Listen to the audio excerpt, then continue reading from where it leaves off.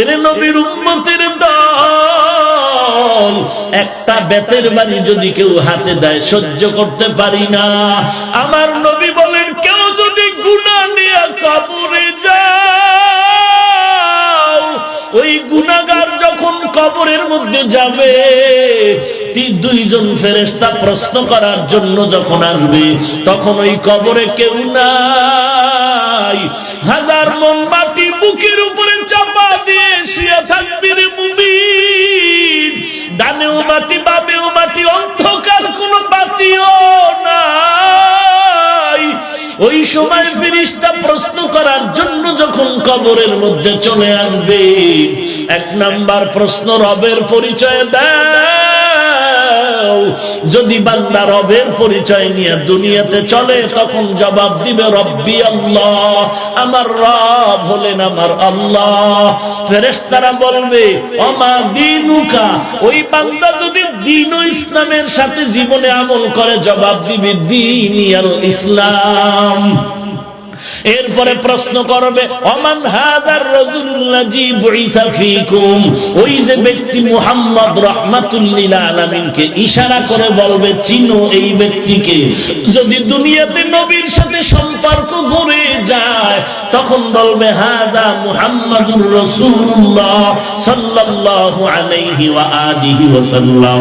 আল্লাহর অর্ডার হয়ে যাবে, কবরের মধ্যে জান্নাতের বিছানা বিছাইয়া দেয়। কবরের মধ্যে জান্নাতের সুবাতাস বহিতে থাকবে।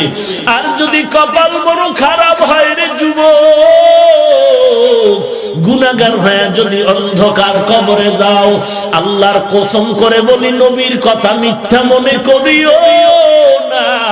গুনাহ নিয়ে যদি কবরে যায়, যদি নবীর তরিকা না মানে, রবের পরিচয় না জানে, ফেরেশতারা বলবে, প্রশ্ন বলবে শুধু হা হা লা আদরি, আমি কিছুই জানি না, হায় আফসোস, আমি তো কিছুই জানি না, ইসলাম চিনি না, রব চিনি না। তখন আল্লাহ পাক রব্বুল আলামিন বলবে, এরে কবরের মাটি দুই পার্শ্ব থেকে চাপ দেওয়া শুরু করো। কবরের চাপে পাঁজরের হাড় চুরমার হয়ে যাবে। একটা নয়, দুইটা নয়, 70 থেকে 99টা সাপ।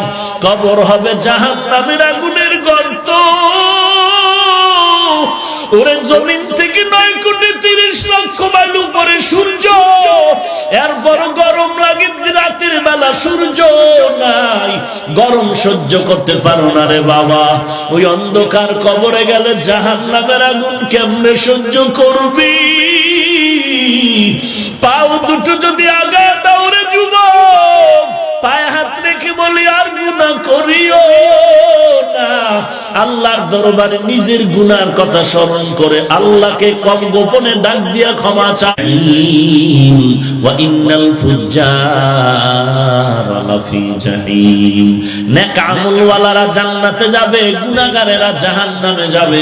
জাহান্নামটা কেমন তাও আল্লাহ বলেছেন, ওয়াইলুল লিকুল্লি হুমাযাতিল লুমাযা আল্লাযী জামা'a মালান ওয়া আদ্দাদা ইয়াহসাবু আন্না মালাহু আখলাদা কাল্লা লা ইউনবাযান্না ফিল হুতামা ওয়া মা আদরাকা মাল হুতামা নারুল্লাহিল মুকাদা আল্লাতী তাত্তালিউ আলাল আফইদা। জাহান্নামের বয়ান এই সূরার তরজমা বাংলায় পড়িয়ে দেন।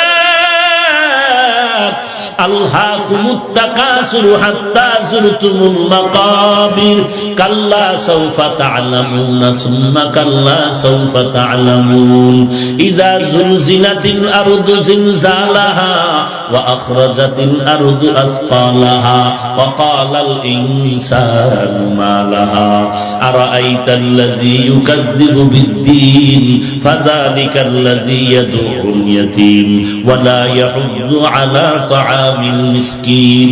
এই সূরার বাংলা তরজমা পড়ে দেখ জাহান্নামের বয়ান।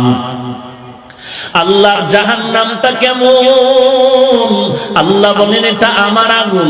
আমার আগুন মানি আমি আল্লাহ যত বড়, আমার আগুনের তাপ তত বড়। এনে নবীর উম্মতের দল, ও পর্দার আড়ালের মা, আমার নবী তার কলিজার টুকরা মেয়ে ফাতেমা রাদিয়াল্লাহু আনহাকে বললেন, ইয়া ফাতেমা তু আনকিজি নাফসাকি মিনান নার, ও ফাতেমা জাহান্নাম থেকে বাঁচিয়া কবরে যাও, না হয় ওই কবর কেমন